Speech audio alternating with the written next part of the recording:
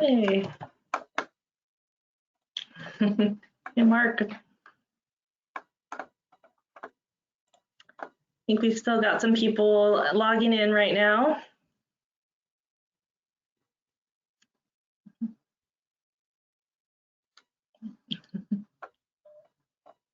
Yeah, can't hear you, Mark. Let me see, I might be able to control that.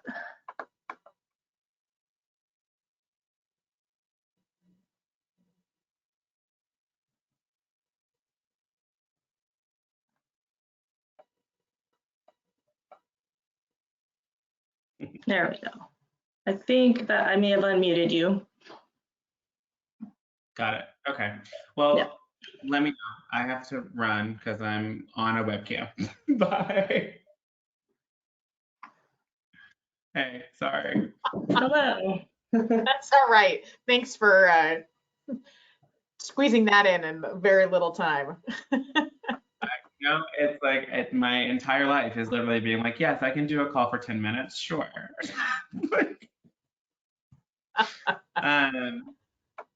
Laura, it's a pleasure to meet you. I don't know that we met before. Yeah, nice to meet you too. Thank you so much for doing this tonight. No problem. It's a pleasure to be with you all. Kate, real quick. Sure. Did that work? Do you just want me to do that again? Do you want me to use slides? What makes sense? I think what you did was wonderful. And I think with this one, it'd be worth using a few slides if you feel so inclined. And at the end, you know, just something tangible that folks can chew on. And you provide much tangible information, but I think just something, knowing that it's just general community members of like, this is next step. Sure. So in the slides that I sent over, you know, it's like at the end, I talk about like, hey, like debt buying, cash relief, like here are the things that do the job, right? Is that tangible enough, or do you want something that's like skewed different?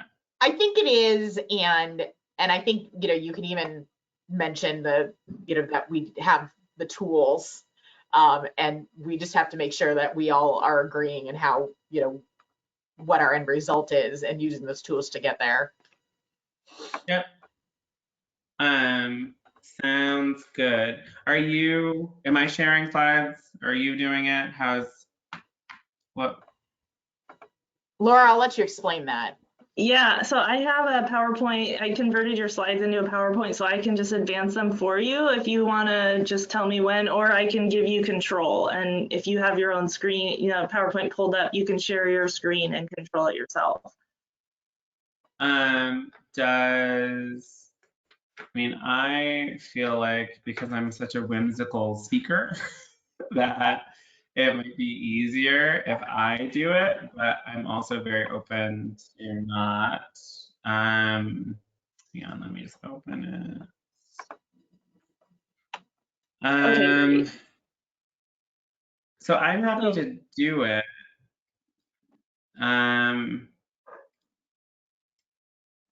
Wait, can I try to share it and see what happens? Ooh, sorry. Yeah. Yeah, what I'll do is I think we are live right now. So why don't I can just turn over the controls to you when the time comes, and then we'll make it work. We'll improvise. I did not know we were already live. Hi, everybody. Good afternoon. It's good to see all of you joining us today. Thanks to those of you here in Clark County and beyond who are tuning in. I believe that you're in for a real treat. We have Mark Dones with us, Executive Director with the National Innovation Service. Mark is a scholar, as well as has a high level of expertise regarding the intersectionality of structural racism and homelessness.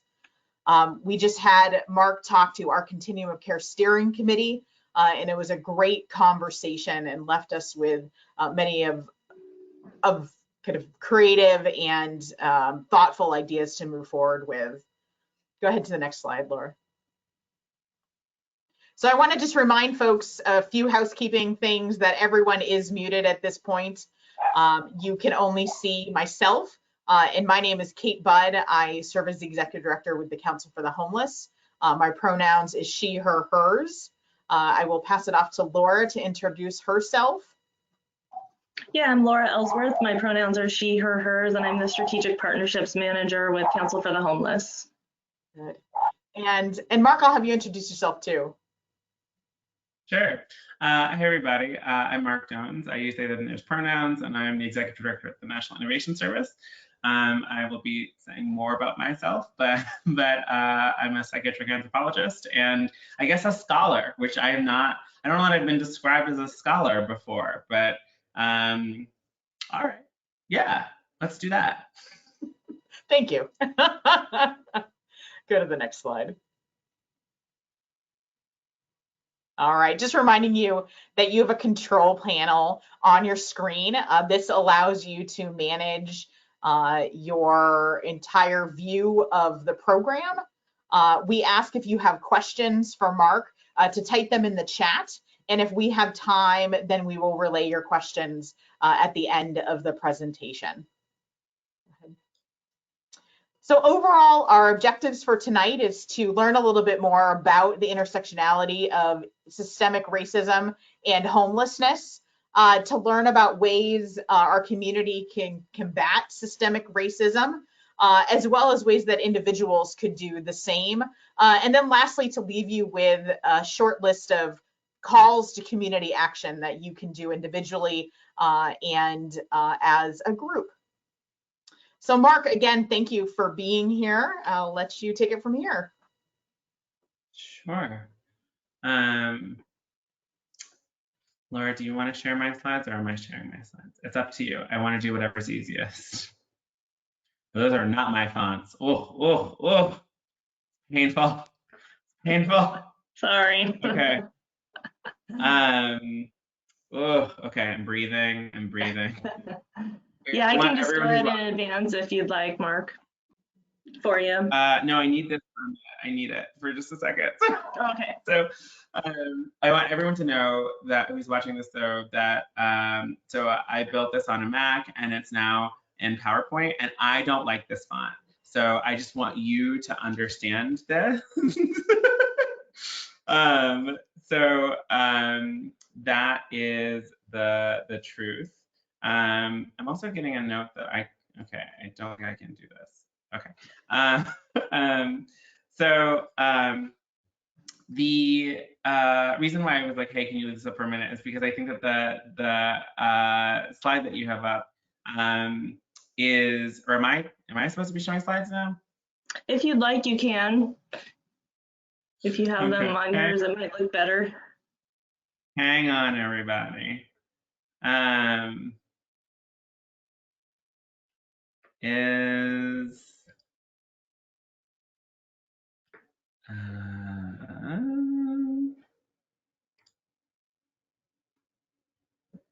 Do you see my screen?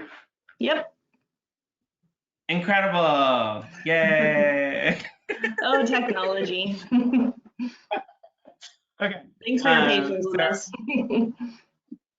No, thank you for your patience with me. I have like an incredible, my team hates me because I'm so persnickety about things like fonts, right? Like, so the reason why I thought this slide was important is because the title of this talk is a talk, frankly, that I've been giving for years with different like stuff underneath it. But like this question is the question that I've been asking for a long time. Is America possible? And I want us to sort of sit in that space today because I want us to be present, right, with like what's happening in the world around us and the things that we're struggling with and the things that we're thinking about. And this question, is America possible, is actually a quote from Vincent Harding, who was a speechwriter and a scholar who worked with Dr. King.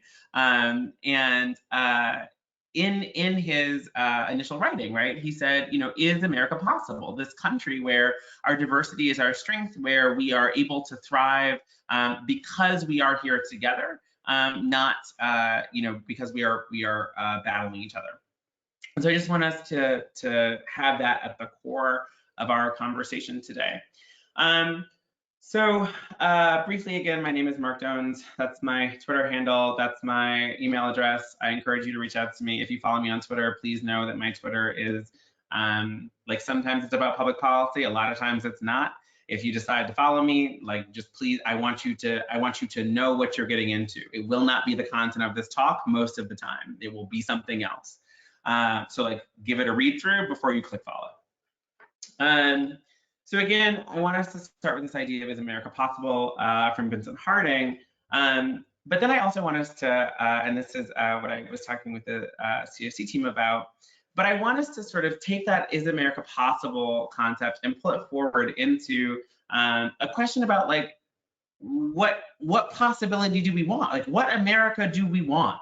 And a couple years ago, in 2017, I had the privilege of being in an audience of an artist and activist named Vanessa German in Pittsburgh, and she was telling a story about she's a working artist, right? And she is a sculptor primarily, and at a certain point, her sculptures got too big for her to work on in her basement, and so she tells the story about how she started doing all this work out on her porch.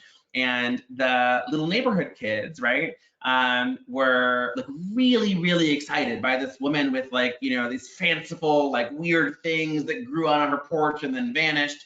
And so they started like coming over and just sitting. And she was like, well, I don't know what to do with you. Do you want to do art? Do you also want to do art?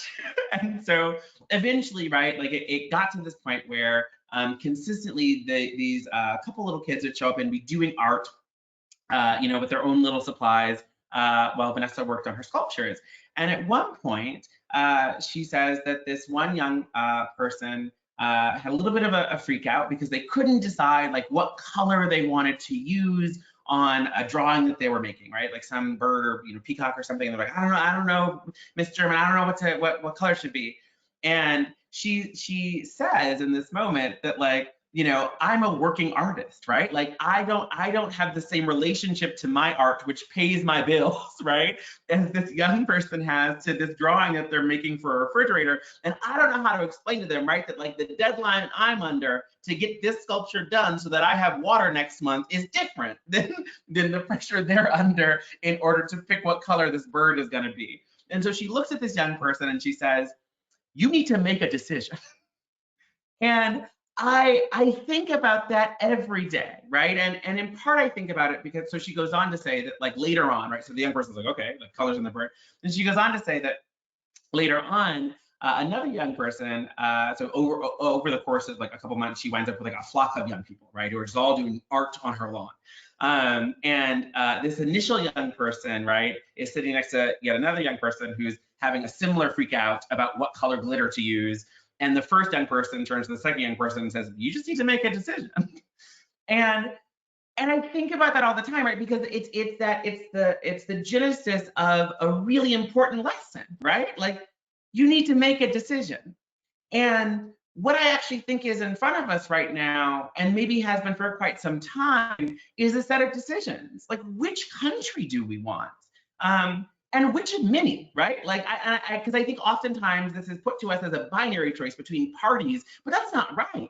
What actually is true, right, is that we could live in any number of countries. And what we actually have to make a decision about is which one is for us. And this question, right, of is America possible, to me seems intimately related to, are we going to make a decision, right? And is that decision to me is not just about the ballot box. It is about the ballot box. Everybody vote. Honestly, I don't even care who you vote. I just like, well, I do care, but like, let's not get into that. But I want you to vote. Voting is a thing, and we should do that thing. But the decision is not just there, right? The decision is in how we engage with each other, how we think about the future that we're crafting together, how our town council meetings run. That's where the decision is. And I think that we need to make that decision. And I think that's what I want to sort of talk about that today in relationship to racism and structural racism and homelessness. So I want to sort of move us forward. And there's a Baldwin quote I particularly like, James Baldwin, who said, American history is longer, larger, more various, more beautiful, and more terrible than anything anyone has ever said about it. And I want to start us there because oftentimes when I started giving this talk or versions of this talk many years ago at this point, oftentimes when I talked about racism, people were like, but why are we talking about racism? It was so long ago. And so then I started putting in this timeline. And so this timeline, right, which starts in 1619 and runs to 1865 and then 1954, right, is the period of time that we had slavery in America, so 246 years of institutionalized racialized slavery, and then 90 years of institutionalized racialized apartheid, and then from 1954 to now, right, so like 70-ish years, has been the good times. And the good times haven't always been that good. Like, let's be clear about that, right? And what's really, really critical to understand is that in those first 300 years, we built the America we have today. And we built that America not just in the sense that we, you know, like laid railroad, right? We built that America in terms of systems, in terms of how we legislated who was allowed to live where and why, what kinds of pursuits people were able to go after, right? And in the 50s and 60s, with the civil rights movement, there is a belief, I think, that America set down the racialized 300 years of work prior, and that's simply not correct, right? That, like, in reality, those systems that we built in those first 300 years continued to live and live today, right? And have disparate impact and consequence for people based on race.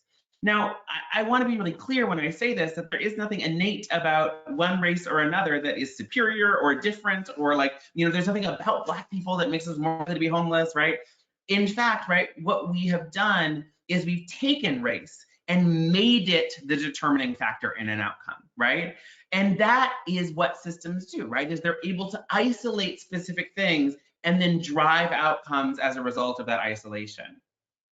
And earlier, right, with the COC team, I played a little game which is like, you know, my social science augury skills, which is unfortunately in this country, if I don't know your race, right, I only need 3 pieces of information to basically know most of the course of your life and probably the age range you will die in and what you will die of. And those things are your zip code, your income, and your gender.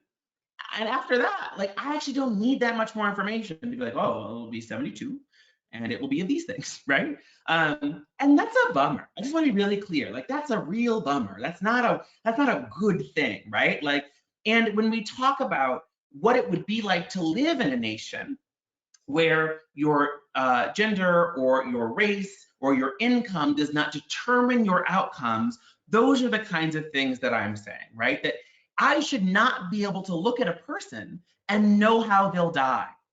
And if we lived in a nation, right, that was the nation Vincent Harding was asking if it was possible, I would not be able to, right? I would look at, you know, Kate and Laura, and I'd be like, I don't know. They'll live lives. They'll be, and those lives will be theirs, and they may or may not intersect with mine, right? And that actually is the nation that we want. And so the question that I think is embedded in that, right, is I saw this, I have a friend who's very artistic, and so their bathroom is covered in all these Polaroids, and I found this Polaroid one time while I was in the bathroom, and I was like, I don't know where this is from, but I love it, and I Googled it, I couldn't find it, so if any of you can ever find where this comes from, please email me and let me know. But it's this, sometimes you just have to bury the horse, right? Again, a thing that I think about all the time. I have many, many, many quotes and things that just live in my brain rent-free all day long. But I think about this one because I think it, again, right, like sometimes I think that we are so obsessed, I think, in this country with not just our history, but a return to that history or an upholding of that history, or we can't do things differently because we've always done it this way. And I think what I'm asking us to do is recognize that, like, we got up on a bad horse and rode into some weird territory, and like this horse is not for us, right? And so when I talk about like what it means to transform systems, I say transform for a very specific reason. I am not asking us to tinker with, I'm not asking us to reconsider, I am asking us to redo, to remake, to rethink, right? These are things that are fundamentally aligned with the idea that, like, we did a lot of things. Some of those things were cool, many were not. And in order for us to get to where we want to be, what we'll need to do next is bury the horse we had and get on a new thing. Maybe not even a horse, maybe like a griffin, like a buffalo, I don't know, like something else, right? And so that's what I want us to be thinking about again, that spirit of transformation, that idea that like maybe it doesn't all have to be based on what we've done before, that maybe the best thing that we could do in order to get to that possible America is make a pretty clean break, right, with the America that we've had previously and say like, it was a good time. It's like when you break up with an ex, right? And you're like, this actually was an important relationship. It shaped me in some really critical ways. I learned a lot and I'm moving on, right? That I think might be the orientation we take here. Moving specifically into homelessness, right? And why are we centering homelessness in a conversation about race, or why are we centering race in a conversation about homelessness, right? I want to show you some data from 2013. And the import of this is that it was right around this year that some colleagues of mine at the then Center for Social Innovation and I launched what became our study on race and homelessness. What we noticed, right, is that the general population in the country was about 13% Black, and that about 40% of the population experiencing homelessness was Black. This is from what's called the HUD-AHAR report, and then from just census tract data. What was remarkable, though, is that these numbers had been relatively consistent for years, and there really hadn't been a conversation about like why, right? Like, what does it mean that 13% of the population makes up 40% of those experiencing homelessness? It just kind of doesn't make sense. And so what we did was we started asking people. So I'm an anthropologist, as I mentioned, by training, and my fundamental belief is that like you can just ask people questions and they will tell you the truth, and that there actually is very little incentive to lie. I was joking with the COC team, right? Like there's a reason why when people lie to us repeatedly, we call it a pathology, right? Like it's because people actually don't lie that often. I don't know why. Maybe we'd be better at it if we're better at a lot of things if we lied more often, but we just kind of don't. Like it's a thing we don't do a lot. And so I think that like oftentimes we make things more complicated than they need to be because we think that there's a mystery, right? Or that there's something that requires unraveling that people just won't tell us if we ask them.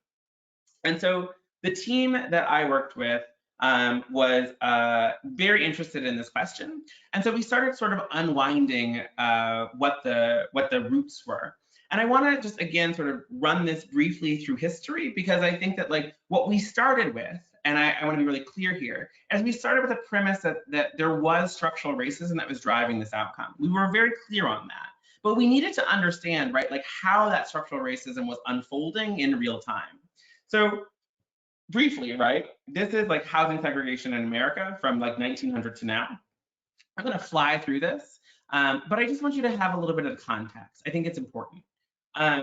So the first thing that we have in the early 1900s is racially restrictive covenants, right? So racially restrictive covenants are a practice where I can put in the deed of my home that anyone who lives here is not allowed to sell it to a Black person or a Jewish person.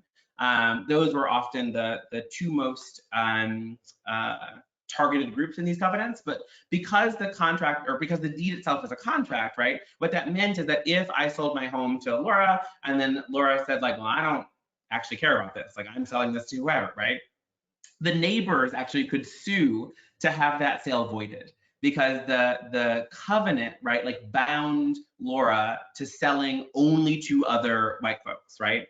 In 1934, we have the Federal Housing Administration and redlining. So FHA what came into being, right, to respond to a different homelessness crisis. So in 1934, we're in the interwar period. There is, we're in the Great Depression. Lots and lots of folks experiencing homelessness, particularly vets from World War I. And in order to deal with that, we needed to create a way for folks to access housing. And at the time, our banking system was very different. So a lot of local and regional banks, not a whole lot of like broad, like we did not have like, you know, multinational like Chase, Bank of America, et cetera. And so what that meant, right, is that if I'm a World War I vet and I don't have a job, and it's the interwar period, and I go to Kate, my banker, and I say, Kate, I would like a loan, please. Kate will say, you have no job, you have no income. This, for me, the local bank, seems like a bad plan. Like, I just actually don't know, I don't know how this is gonna work out, right? So the Federal Housing Authority, right, like invents the modern mortgage system. And so what that means, right, is that all the mortgages, in fact, to this day, are actually underwritten by FHA, which means that if a mortgage goes through like a series of defaults, ultimately it is insured by the federal government, and the federal government will reimburse the bank for that money lost.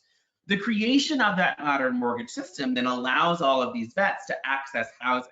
But at the same time, they create redlining, which is deciding which neighborhoods are going to be eligible for those mortgages. And the way that they do that, right, is they send out assessors. The assessors create maps, and on those maps, they shade in different regions, right? And the term redlining comes from the fact that regions that were graded D were shaded in red, and regions that were shaded in D were typically shaded in D because there were a lot of people of color, or sometimes, again, Jewish folks, but mostly people of color. What this means, right, is that mortgages were not accessible to those communities, full stop. In 1948, we have unenforceable covenants, which just means there's a Supreme Court decision that says, like, you can no longer sue your neighbors. So the state will not adjudicate these claims anymore. You have to enforce them yourselves, which is not actually great. It led to a lot of community level violence.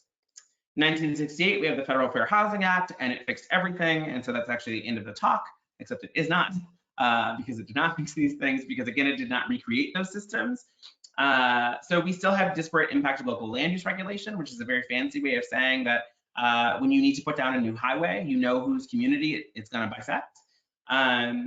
Housing discrimination, right? So there's lots and lots and lots and lots and lots and lots and lots of studies at this point that show that if I go look for an apartment on my own, I will be shown fewer apartments. I will be told about higher fees. I will be asked to pay, go through more extensive credit checks, et cetera, as opposed to a similarly aged and dispositioned white person.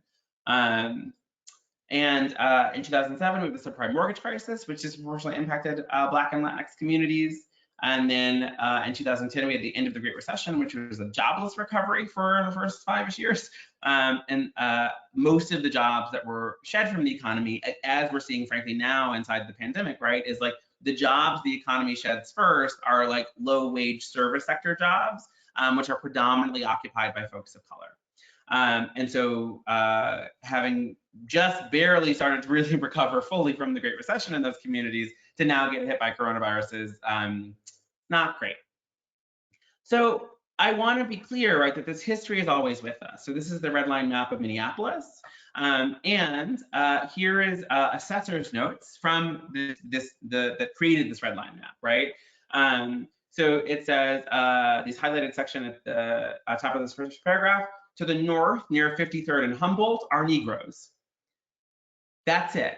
That's the line, right? Like, it's not like, oh, and like they're nice or they're all in a gang. It's just like we saw Black people. So it is a hazardous district for loaning purposes. That's it. That's literally it, right? To the north near 53rd and Humboldt are Negroes. It is a hazardous district for loaning purposes. This bottom area, right? On the west, between Lyndale and Humboldt Avenue, from Plymouth to the southern boundary of this area, most of the population today is of the poor class Jew and colored people. That's it. That's all it took to make an area ineligible, right, for mortgages. Until really, I mean, like 1968 was the Fair Housing Act, but the Fair Housing Act didn't even reach partial implementation until 1970, 1971. So like, we're only talking about really what, like 35-ish years that people have had access to the majority of the financial tools necessary in order to really do anything in their neighborhoods. And right, like when they're operating out of all that deficit, right, they don't have the credit, they don't have the, like, because those neighborhoods, right, have been redlined for so long. So I want you to have that history, right? Because I want you to understand that like race, right? When we say we have to talk about race, it is because of the history. It's not because, right, like I just like to talk about it. It's because as a nation, we made policy decisions for hundreds of years that were specific to whether or not people of color could have access to housing. Okay. So when we then move farther into racism and homelessness and going back to that study, right? I think like, you know, if we're going to have a conversation about what this means, again, I think that we should just go ask people. And so that's what we did. So we ran a study called SPARK, Supporting Partnerships for Anti-Racist Communities, and partnered with 8 communities, collected over 200 oral histories from people of color experiencing homelessness, 27 focus groups, looked at over 180,000 individual client records in HMIS, or Homelessness Management Information Systems. What we found, I think, I'm gonna talk a little bit about the qual data, or sorry, the quant data and the qual data. So for the quant data, we found, this is actually from 6 of the communities, not all 8, but about 18.3% of the population, right, and the general population was Black, slightly above the national average of like 13%, right, but not enough to throw off this as like a, look at this. Deep poverty, 34.1%, homelessness, 64.7%. Immediately, this tells me, like when I first saw this number, I didn't even need to see the next number, because what this says to me is homelessness is not about poverty. If it was about poverty, this line would flatten, right? Because the deep poverty ratio should be roughly the same as the homelessness ratio. But instead it doubles. And when we look at white folks, right? White folks were 62.3 of the general population, 45.6 of deep poverty, and then 28% of homelessness. So I want to be just really clear, right? That like there's something that happens that is like specific to racial dynamics that then has a distinct impact on the outcome of poverty, right? So poverty as a condition in this country is still majority white, but homelessness in this country is majority people of color. That, right, should strike us as alarming, because we built our entire response to homelessness off the idea that it's poverty and personal choice, right? Like those are the 2 things that we talk about over and over and over again when we talk about homelessness. And it actually seems that neither of those have significant impact on whether or not a person will become homeless. Similar to the way, right, that as a social scientist, I can look at you and look at 3 pieces of information and tell you what age and probably how you'll die. I can also look at you and say, you have this likelihood of experiencing homelessness in this country, right? Regardless of anything else in your life, I know what your likelihood for homelessness is. Briefly, I will say that for Latinx folks, I'm not going to even dwell on this because we don't have the time tonight, but like for Latinx folks, the numbers don't make sense. And the reason the numbers don't make sense is because we don't do good work connecting with the Latinx community. And like that's a talk for another day on another time. But I think it's important to note that the reason we don't talk about it is because the data is bad, and we can't use data quality or data of this quality to make good decisions. On the, I don't think, well, I'm not gonna even try. There's audio embedded in the slide, but you know what? Like, let's just keep it moving. So the qualitative data that we found something called network impoverishment. And the network impoverishment finding is essentially that like the capital in communities of color, while there may be more capital sometimes, right, it is more rigid than it is in white communities. And what that means, right, is that let's say that I make more money than Kate, right? But in terms of what we spend per month, I spend most of what I earn, if not everything that I earn, right? And Kate maybe spends only 80% of what she earns, right? What we found is that that wasn't because like people of color were living lavish lifestyles and being like, I'm gonna live way above my means, right? Which again is this personal choice narrative. What we actually found is that people were helping each other. And so that's why it's called network impoverishment, is that if I am, you know, let's say I make $150,000 a year, right? And Kate and Laura are like my cousin and my aunt respectively, right? I might be paying portions of their rent too, right? what we found most frequently is that capital was being distributed around the network in ways that was functionally different from just saying, I have this income for a single household. I want to be really clear here, right? That like this also reflects a cultural difference in how people approach capital. That like there is a sense of community use of funds, right? That is core, I think, to a lot of communities of color. And so it should not surprise us that people are using their money this way. But what it means is that as a result, right, the slightest thing goes wrong, and all of a sudden, I'm actually screwed, right? Like, so if I blow a tire and that's how I get to work, my car is how I get to work, I don't have money to fix that tire, right? Or my, you know, like I will live in apartments until truly the day I die, because I live in terror of someone telling me I have to have my roof replaced. That's so much money. I have a friend who one time, this was like literally 8 years ago, came to me and we were just talking. She was like, oh, I just found out I have to have my roof replaced. I was like, oh, wow, like what does that cost? I don't know, right? And she was like, oh, about $20,000. And I was like, no, ma'am. No, ma'am. Never in my life will I live in a home and have someone say to me, I need $20,000 so you can continue to have a roof. Apartment living for domes, right? But let's imagine that I live in a home and like my roof, you know, like something collapses, something horrible, and someone comes and says to me like, $20,000, please, right? Like people like cannot do that because their capital is distributed in other ways. And so the phenomenon of network impoverishment, right, was a really critical insight into how we might then address homelessness. And again, it's not about personal choice. It's about we have to make it so that communities have enough money to survive, right? Like that's actually the thing that we need to do. And so the question becomes not about like, oh, do people have the right number of social workers? Love social workers, again, psychiatric anthropologists. But like, I think we often approach homelessness as if enough social workers will somehow become a house. And social workers are not transformers, right? Like that's not how this works. We don't like become like Autobot together into a home. The reality is like you pay for housing with money. And if you don't have money, you don't get to have the housing. That's how we set the whole market up, right? Social workers can't make, they're not magicians with money, right? And I think it's frankly, in some ways, I think it's kind of offensive when we pull people into these like, well, I'm gonna teach you how to manage your money, right? I don't need help managing the money. I don't have enough money. That's the problem. And so if we focus on like, oh, like I'm gonna, like we spend so much money teaching people how to manage money. And if we gave them the money that we spend teaching them how to manage the money, we would actually fix the problem.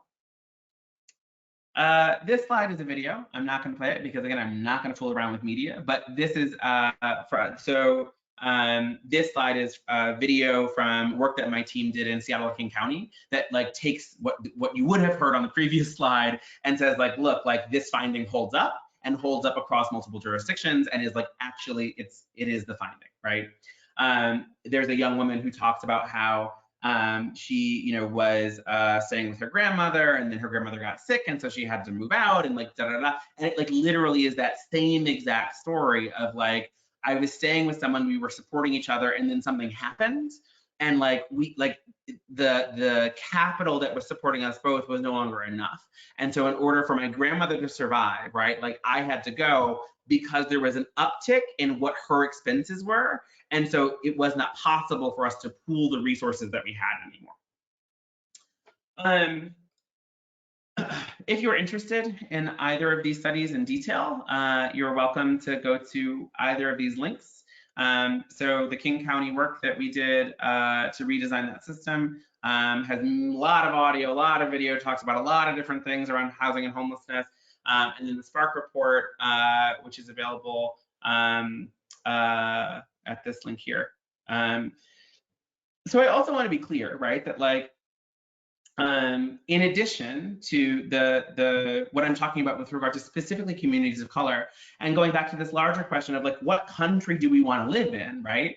That like this affects all of us. Like we have made weird and bad choices about housing that make it difficult for all of us to live. And so when we look at this in terms of, again, by race, right, like what we find is that, so this is from the National Income Housing Coalition, what we find is that generally speaking, like white folks have enough wealth to command 2-bedroom or 1-bedroom apartments from the 50th wage percentile up, right? But from 70th percentile on down, Black and Latinx folks do not have enough wealth for a 2-bedroom apartment, right? From the 60th percentile, wage percentile down, don't have enough wealth for a 1-bedroom apartment, right? And then once we hit the 40th wage percentile, nobody can afford to be housed. That doesn't make sense to me. And I will go to my grave saying that it does not make sense that we have produced so much housing. Like, we have in this nation an incredible number of vacant units, but yet, right, like, we have fully half of the economy, half of those who are economically connected, unable to be housed. Like, I just don't understand that, right? And when I say we need to make a decision, the decision that I think is in front of us, again, is this a nation where what is presumed is scarcity, what is presumed is that we all will go to bed anxious about paying for something a lot of our lives, or not, right? Like, do we live in a nation that actually presumes our thriving, presumes that we can live in a different way? This is just the fair market rents so this is like rent affordable to the full-time worker earning the average renter wage. That's where I am. Average renter wage is $948 a month, right? The 2020 2-bedroom fair market rate is $1,200, right? And so again, right, it is nationally, we have we have done a thing with our market where we say, like, oh, like, what matters more is these margins and these profit indices, rather than that we house everybody and go from there. So in thinking, and this is sort of I'm winding down here, but in thinking about sort of, is America possible? I also want to ask this question about, how do we know what we know?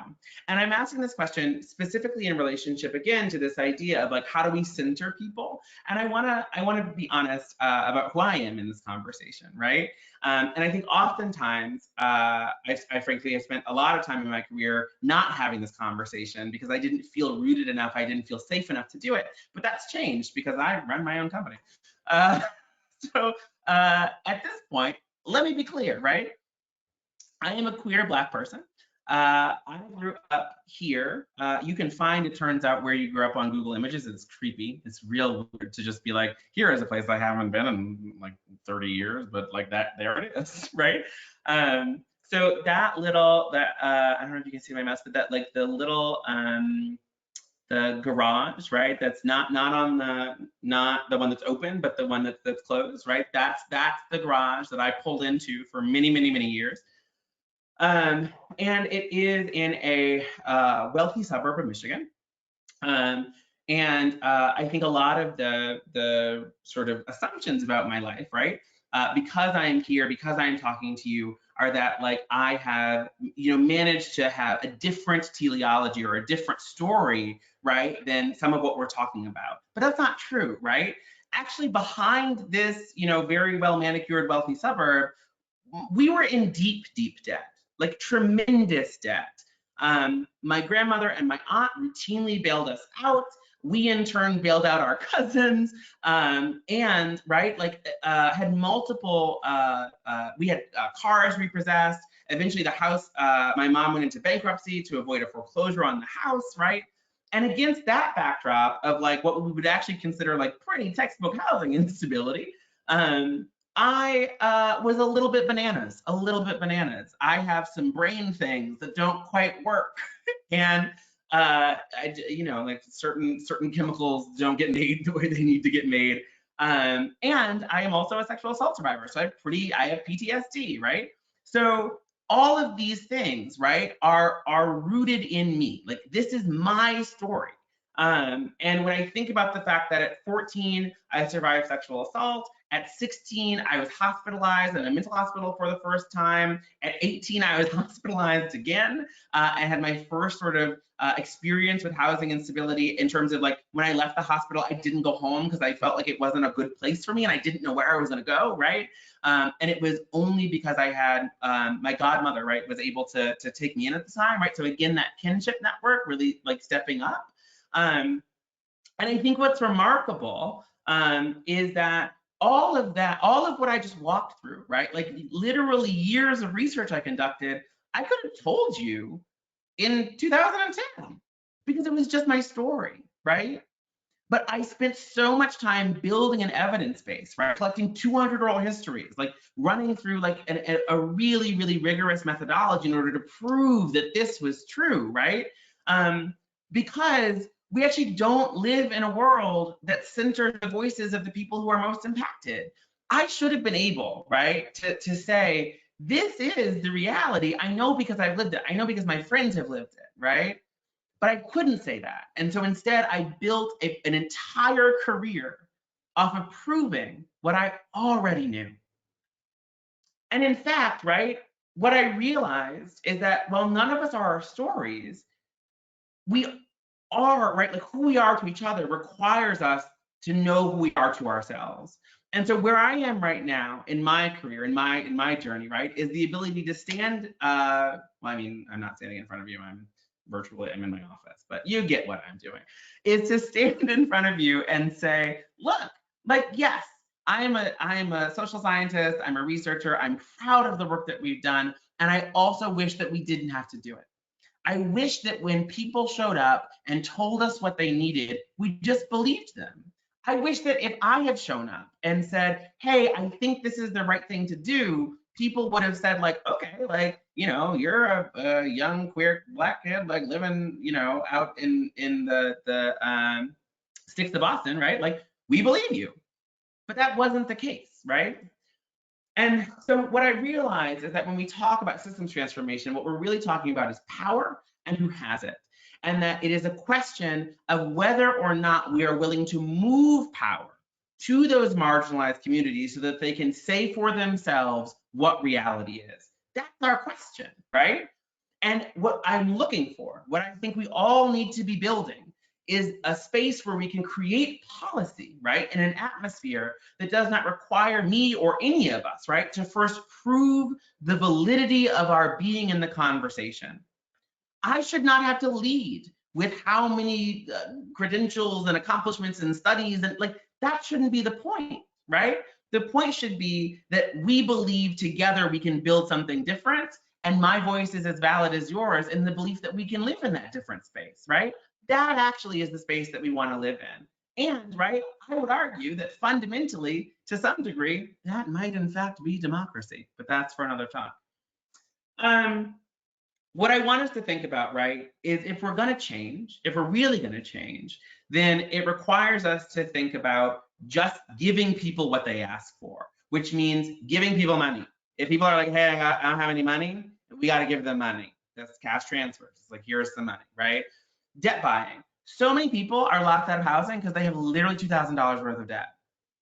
It's bananas, right? But like, $2,000, I just want to be clear, for some organizations is a paper budget. Like, what are we doing, right? I want us to think about direct relief in the sense of like beyond cash. So if someone says like, hey, you know, I want to move into this apartment. This is a real story from a program that I ran, actually. I want to move into this apartment, but I'm concerned about my kids because there's no refrigerator. It was actually more complicated than that, but that was the gist, right? Buy the refrigerator. Oh my stars. It's $500. Like, it's, you know, basic white refrigerator, doesn't got to make ice, but now there's a fridge, fully working kitchen. Great. And we want to think about prevention, not reaction, right? We want people not to experience housing instability. We want to be doing these things upstream. So we want people to be able to reach out to us and say, I'm having a problem, and for us to say, bet, and fix it. I also want us to think about that, like, we have to work with impacted communities, right? So we can't sit outside of the spaces where people are being most impacted and make judgments or policy, right, about people who are not with us in the room, right? We need to acknowledge what we do or do not know. And that knowledge, right, needs to be from a book or from some experience. People say things to me all the time that I'm like, okay, I just need to like quick check. Why do we think this is true, right? And the answer is like, I don't know, like I kind of heard it on a TV, right? No. Like we need to figure out what we do or do not know, and we need to speak from that. When I realized all the things that I didn't know, I wouldn't have to know because other people knew them, very freeing moment for me. We need to understand that the issue is material reality, right? So it isn't people's judgments or decisions, it is economies, markets, and the way that we have structured the world that we live in. And until we have fixed that material reality, we actually probably don't have a lot to say about people's choices because those choices are in relationship to a set of forces that are driving them into that space. And honestly, before somebody asks, yes, that includes drug use, and I'm happy to have that conversation. And I want us to think about options, not ego. And what I mean when I say that, right, is that like we should design programs that have as many options as possible for people, right? I think that the way that I got through my housing instability and, you know, my mental health stuff, right, was the right way for me. A lot of other people have gotten to the same space that I'm in, taking very different paths, right? We should have as many pathways as possible rather than having an egotistical assertion that our pathway is the best pathway, right? Many roads to Rome, et cetera, et cetera. Finally, I want to take us back, right, to the thing again, like it's what I said, 16 was the first time that I was hospitalized. And I want to take us to a thing that again I learned, and I wish I had felt stronger or braver and earlier in my career to share this because it really transformed my life, and I hope that it will be useful to you. We are in a weird dark time, right? And I don't like honestly, it doesn't matter which political ideology you are hanging on to right now. We all feel like it's a weird dark time. I think that the one universally accepted feeling, like it's not great, right? And a lot of times when it's a weird dark time, we are really compelled to ask, you know, like whose fault is it? Like who's responsible for fixing this weird dark time? And when I was hospitalized when I was 16, that was also kind of where I was, frankly, right? Like I was like, this is a weird dark time and somebody's got to be at fault for it and it can't be me. Like I feel sad all the time, so I can't be responsible. And that was true, right? Like there were things that had happened to me that were not my fault and they were bad things, right? And I'll never forget that as I was leaving literally as I was being discharged, this psych nurse who worked with me, listen to nurses, y'all. Nurses have wisdom. But this psych nurse who'd worked with me for the entire time that I was there pulled me aside and said, I just want you to know what happens next is your responsibility because it can't be anyone else's. What happened to you is not your fault, but what happens next can only be your responsibility. That's where we are, folks. There's a lot of things that have gone disastrously wrong in this country and are continuing to go wrong even as we have this conversation. And there's a lot of blame for that go around. But in reality, right, like we could spend the rest of our lives and the rest of somebody else's life, right, like after ours, litigating that blame, or we can start doing something about it. And that I think is where we are, right? The time has come for us to make a decision. And the decision that's in front of us is what's the nation? What's the state of the nation? And where do we want to go? And what I'm hopeful for, right, is that regardless of what happens next at the ballot box, regardless of what happens next in November, that in our communities, in our towns, at our city councils, at our zoning boards, right, we start saying we got to act different, right? We need to build inclusive community. We have to prioritize the most low income and most vulnerable among us, right? Like we need to build a space where all of us can thrive. Because I'll tell you, right, if we do it in our towns, right? Like I live in Columbus, Ohio. If Columbus, Ohio changes, right? If Vancouver changes, if Portland changes, if Seattle changes, right? Like if we change, then the rest of it will change because we actually make up all of it. It's all just us. And that is my talk for the evening. Awesome. Thank you so much. All right, I'm going to switch back.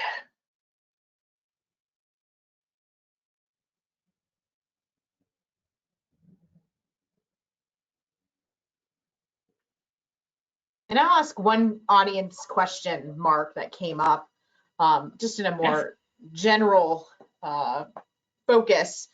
If folks were to get involved in helping to address the enormous disconnect between housing affordability and income, where would you suggest that someone start? Oh, that's a great question. And I actually do think it is your zoning board, to be honest, right? Like how zoning is done in our local communities is 100% still absolute redlining legacy. It's bad. It's real bad, right? And it turns out that that's just local control. There's no federal power. It is your zoning board that says, hey, this is single family, this is where we can do density, this is where we can do mixed income, this is like, that's just local decisions. And I think that oftentimes, right, like people you know, run all the way up the hill, right, in Washington, like demanding like all this money and change. And it's like, okay, cool, I could write you a check for $1 billion tomorrow and it would flow into these two neighborhoods because of how your zoning is done. And that is your decision. And locally, both here. Like, go ahead. I was just gonna say zoning is like tremendously boring and like it's like the least sexy answer I could give, and I'm very sorry about it. But you know, like I think if you lean in or have a pre-zoning board martini, it's exciting. Well, I know at the county and the city level, it's the planning commission that decides the zoning in the community. So in fact, I think I just saw the city of Vancouver has an opening on their planning commission right now. So you can take a look at that if you're interested. And it's a very interesting topic. And I think, you know, fortunately, there are many people in the communities that are very interested and help to make change. Mark, it's an extreme pleasure again. Thank you so much for sharing your expertise and all of the research that you've done, as well as your personal experiences. I do want to share for all of you here just a few opportunities for calls to action.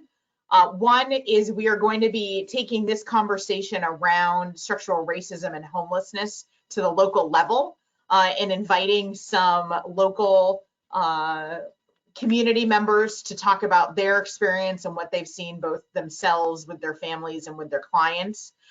That webinar will be Tuesday, October 27th at 5:30. Same way that you registered for this one, you do that for the next one. Council for the Homeless also has a luncheon coming up on Thursday, October 22nd at 12 noon. We'd love to have all of you there. We have another expert and scholar joining us, Dr. Beth Shin, who wrote a book called In the Midst of Poverty. Yes, her book is amazing. She's amazing. And so please come and learn from Dr. Shin as well. Advocate. You heard from Mark, it's extraordinarily important, whether it's with your planning commission, whether it's with elected officials at all levels of government. One way you can find out how to do that is by signing up for our advocacy web list. You can just go to our website and put your name in, and we'll send you emails whenever there are opportunities to do so, often with template letters, or even easier, just click and send types of advocacy opportunities. Bust stigma. I think that Mark did an extraordinary job of helping to do that today. But there's a lot of information, and asking that question about how do we know what we know is extraordinarily important. And it's something that we do with the Council for the Homeless all the time when we put out our data from our HMIS system, is helping to inform what it is that's happening in the community and what we do know, so that it's not just anecdotal information or guesses that is deriving policy. Be kind and volunteer would be our last ask as community members here in Clark County. Again, Mark, Thank you so much. Appreciate you and your marathon presentations this afternoon and evening. We appreciate all of you that took the time in your evening to join us and hope that you'll join our next conversation on the 27th of October. Have a wonderful evening. Thank you. Thank you so much, Mark. Thanks, everybody. Bye. Thank you. It was a pleasure, Mark.